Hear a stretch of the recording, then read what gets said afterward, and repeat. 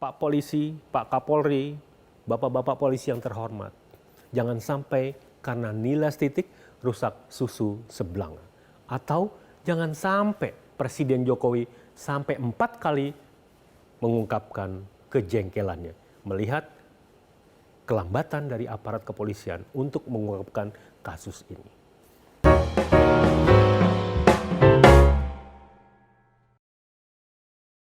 Halo sobat, jumpa lagi di program The Editors Media Indonesia. Langit mendung yang tengah menyelimuti kawasan Trunojoyo seperti belum ingin beranjak pergi.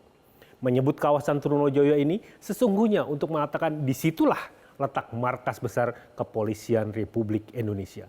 Atau tepatnya di Jalan Trunojoyo nomor 3 Kebayoran Baru, Jakarta Selatan.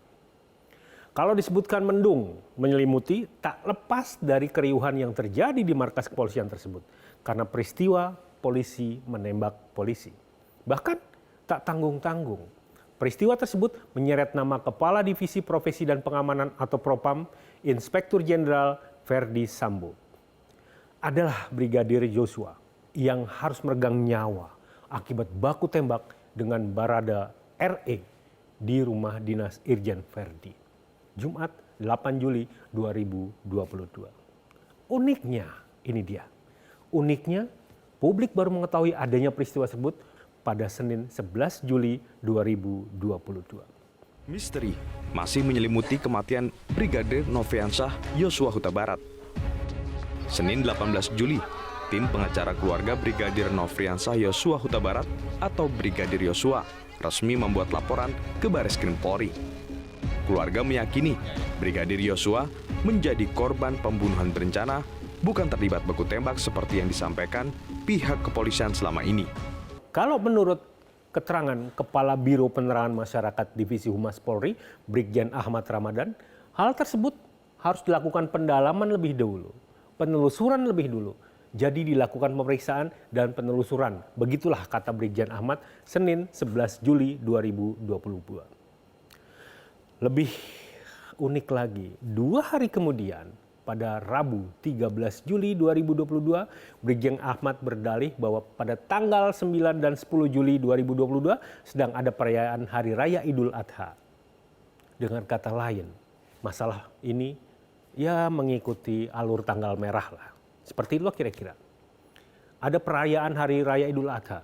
Dalih lain yang terpenting dari kasus tersebut adalah penanganannya. Bukan kapan kasus diungkap ke publik. Baiklah, suka tidak suka, mau tidak mau, kita harus mempercayai berbagai dalih dari kepolisian.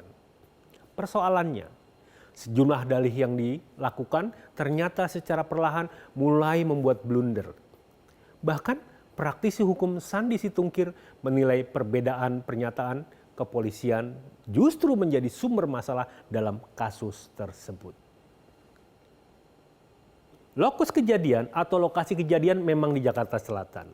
Tetapi mengingat eskalasi kasus yang juga sedikit rumit kalau dalam bahasa awam, memang tidak salah kalau kemudian Kapolres Jakarta Selatan pun ikut berbicara. Tapi persoalannya adalah bahwa kemudian Polres berbicara sendiri, Mabes Polri berbicara sendiri, Polda Metro Jaya pun berbicara sendiri.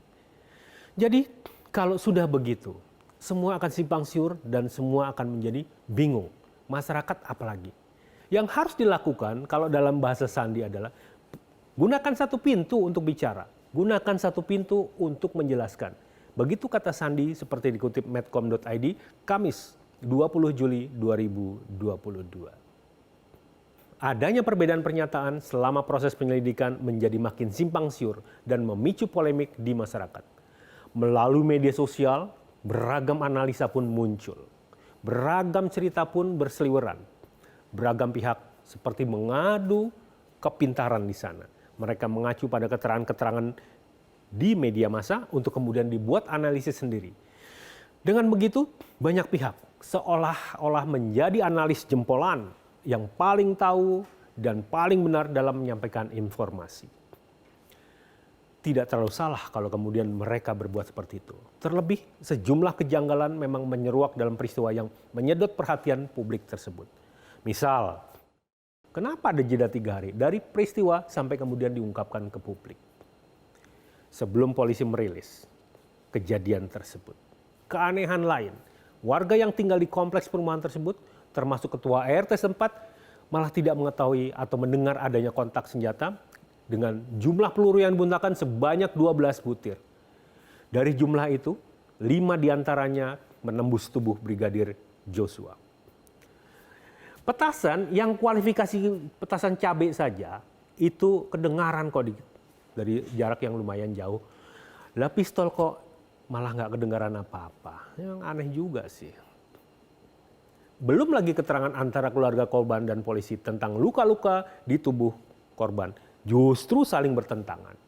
Tidak sinkron satu dengan lain. Tapi sudahlah. Semua sudah terlanjur terjadi. Kasus yang kalau mengutip pernyataan mantan Kepala Divisi Hubungan Internasional Polri, Irjen Napoleon Bonaparte, nggak serumit yang dibayangin. Dalam pandangan Napoleon, kasus ini gampang-gampang saja diungkap oleh penyidik yang biasa-biasa saja. Nggak perlu pakai TGIPF, nggak perlu pakai tim gabungan pencari fakta segala. Kalau dalam bahasa Napoleon, penyidik biasa udah bisa ngungkapin. Kata Napoleon, Kamis 14 Juli 2022. Yang pasti, ini pertaruhan kredibilitas kepolisian Republik Indonesia. Bahkan tidak kurang dari Presiden Jokowi pun sampai 3 kali mengingatkan hal tersebut. Presiden juga menegaskan, usut tuntas, buka apa adanya, jangan ada yang ditutup-tutupi. Transparan, kata Presiden di Nusa Tenggara Timur, Kamis 21 Juli 2022. Bukan kali ini saja Presiden melontarkan kegelisahannya. Sebelumnya bahkan sudah minta kepada Kapolri untuk membuka seterang-terangnya kasus tersebut ke publik. Tuntaskan, jangan ditutup-tutupi, terbukalah. Jangan sampai ada keraguan di masyarakat, kata Presiden saat bertemu pemimpin redaksi nasional di Istana Merdeka, Jakarta, Rabu 13 Juli 2022. Alhasil, Kapolri pun membentuk tim gabungan yang dipimpin oleh Wakil Kapolri, Komjen Gatot Edi Pramono, dengan melibatkan Komisi Nasional Hak Asasi Manusia atau Komnas HAM dan Komisi Kepolisian Nasional atau Kompolnas. Nah, kalau sudah begini, apalagi dalih yang mau disampaikan? Apalagi dalih yang ingin disampaikan kepada masyarakat agar masyarakat yakin bahwa kasus ini bisa selesai secara terang benderang. Presiden udah ngomong loh, masa iya Presiden nggak punya data? Kalau ngomong, pasti Presiden punya kok. Nggak asal bunyi saja. Kalau kemudian Menko Polhukam Mahfud MD yang juga merupakan Ketua Kompolnas sudah jelas menuturkan banyak terjadi kejanggalan. So, tunggu apa lagi? Tunggu apa lagi Pak Polisi? Bukalah semuanya. Katakan saja dengan tegas, siapa sebenarnya yang menembak mati Brigadir Joshua? Apakah memang benar karena diawali dengan pelecehan seksual? Atau memang ada hal yang lain? Sebab Mabes Polri sudah terang-terangan menuding Brigadir Joshua yang merupakan sopir istri Irjen Verdi ditembak oleh Barada RE yang merupakan sopir Verdi Sambo. Bahkan masih ditambah dengan keterangan bahwa Joshua diduga melakukan pelecehan seksual dan penodongan senjata kepada istri Sambo. Pihak keluarga pun tidak yakin Joshua melakukan hal tercela seperti itu. Ada banyak pertanyaan juga di sini. Apa iya sih seorang bintara yang notabene merupakan ajudan atau sopir itu berani sampai masuk ke dalam ruang atau kamar-kamar pribadi komandan tertingginya? Saya tidak terlalu yakin untuk itu. Terlepas dari kasus ini adanya pelecehan seksual atau tidak ada pelecehan seksual, nyawa seorang bayangkara negara sudah hilang. Nyawa seorang bayangkara ditembak di rumah polisi. Oleh polisi dan kemudian penyelidikannya pun oleh polisi juga. Tapi persoalannya ada CCTV yang mati di situ. Itu kata mantan Kabais, Soleman B. Ponto. Menarik juga Pak Soleman ini. Yang terjadi selanjutnya ketika jenazah Brigadir Joshua sampai di rumah duka. Ternyata ada anggota Polri yang melarang peti mati dibuka. Kalau sudah begitu, jangan salahkan pihak keluarga yang menuding ada yang ditutup-tutupi oleh Polri. Bayangkan kalau itu menimpa keluarga kita. Ketika kemudian kematiannya dianggap tidak wajar, masa ia tidak boleh membuka peti mati? Kalau memang kematian itu akibat hal-hal yang wajar, seperti kecelakaan lalu lintas misalnya, yang memang tubuhnya kalau kita buka justru mengerikan buat kita semuanya, saya yakin keluarga juga tidak akan memaksa untuk membuka. Tetapi ini adalah persoalan yang sangat menyedot perhatian. Apalagi ada dugaan terjadi pembunuhan di sana. Ini yang harus segera dituntaskan. Terbukti, Kepala Biro Pengamanan Internal atau Karopaminal Divisi Propam Polri, Brigjen Hendra Kurniawan dan Kapolres Jakarta Selatan, Kombes Budi Herdi Susianto dinonaktifkan oleh Kapolri.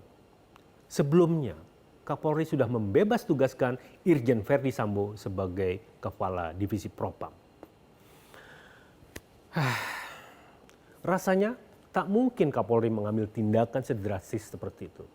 Tak mungkin juga Kapolri akan mencopot atau membebas tugaskan atau menonaktifkan anak buahnya kalau nggak ada sesuatu di dalamnya.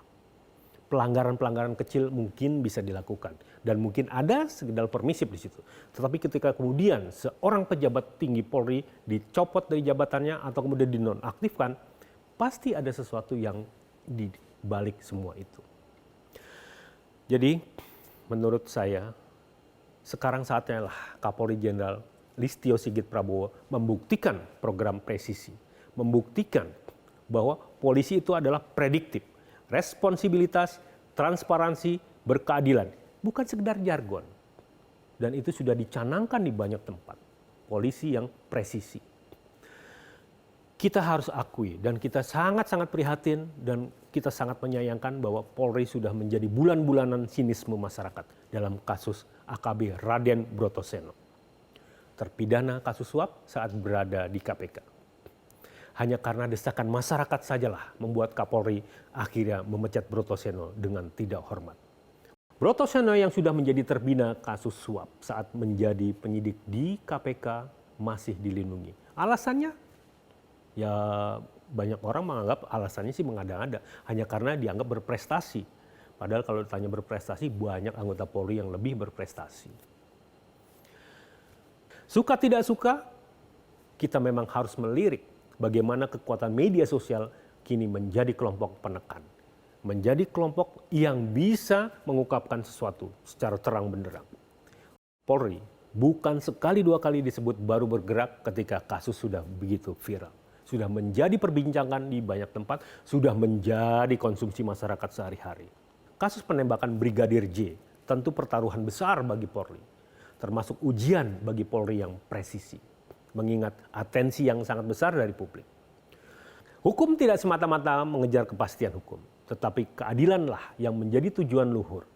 Keadilanlah yang merupakan tujuan paling luhur dari penegakan hukum. Plato mendefinisikan keadilan sebagai the supreme virtue of the good state, atau kebajikan tertinggi dari negara yang baik. Jadi, bapak-bapak polisi yang terhormat, kami menghargai, kami menghormati institusi ini. Kami berharap betul bahwa Polri memang harus menjadi Polri yang bisa dibanggakan. Polri yang memang presisi. Kasus polisi menembak polisi bukan baru kali ini saja terjadi. Secara faktual sudah beberapa kali.